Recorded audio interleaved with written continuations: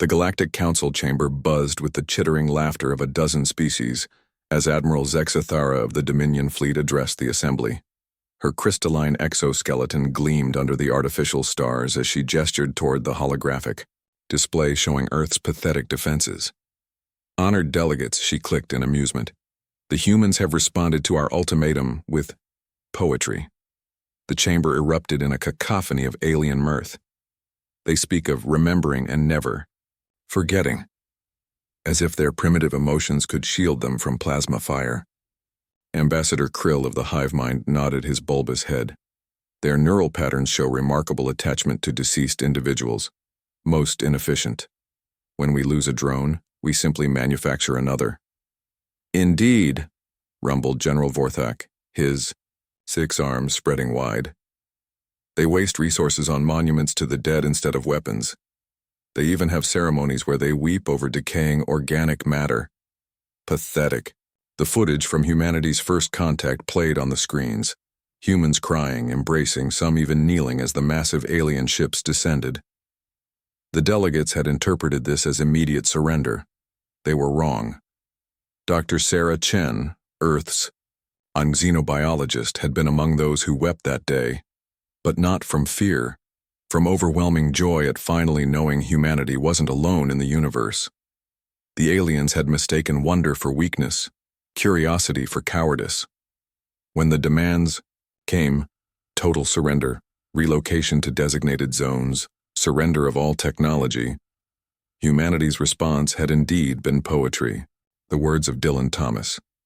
Do not go gentle into that good night. Rage. Rage against the dying of the light. The Dominion fleet approached Earth with casual arrogance. 300 ships against a species that couldn't even maintain peace. On their own planet. Admiral Zexathara expected complete capitulation within hours. The first surprise came when Earth's primitive satellites suddenly unveiled themselves as weapon platforms. Kinetic bombardment systems that had been disguised as weather monitoring stations rained tungsten rods upon the approaching fleet. Ships that had survived the heat death of a dozen stars found their hulls punctured by simple metal, moving at tremendous velocity. Impossible! Zexathara shrieked as her flagship's shields flickered. Their technology is centuries behind ours. But humans had learned something the galaxy had forgotten in its technological advancement. Sometimes the simplest solutions were the most effective. While other species had developed exotic energy weapons and complex defense systems, humans had perfected the art of making things go very fast and hit very hard. The second surprise came from the asteroid belt.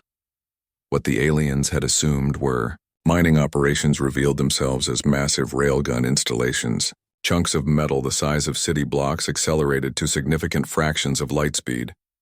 The Dominion's energy shields, designed to deflect plasma and lasers, offered no protection against solid matter moving at relativistic speeds. But the true shock came when Admiral Zexathara realized the humans weren't trying to win. They were trying to make the enemy remember. Every human ship that died took several alien vessels with it. Kamikaze tactics that other species had abandoned as barbaric became humanity's signature. Pilots who should have ejected instead screamed, "Remember the Alamo," and "Remember Pearl Harbor," as they drove their fighters into the heart of enemy dreadnoughts. Captain Maria Santos guided her crippled destroyer toward the Dominion flagship, her crew already evacuated to the escape pods. As plasma fire melted her ship's hull around her, she thought of her grandfather who had died defending Earth's first colony, of her daughter who would grow up free because of this moment. "This is for Tommy Rodriguez," she screamed into the comm, naming her fallen wingman. "This is for New Geneva. This is for everyone you made us bury." The destroyer's antimatter core breached just as it impacted the flagship's bridge. In the aftermath, as rescue ships searched for survivors among the wreckage, the remaining alien forces found something that chilled them more than the vacuum of space. The humans were still fighting.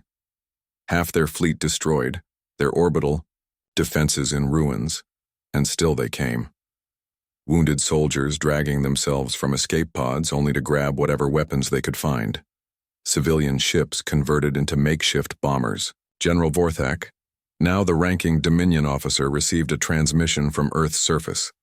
A human female appeared on screen, her face streaked with blood and tears.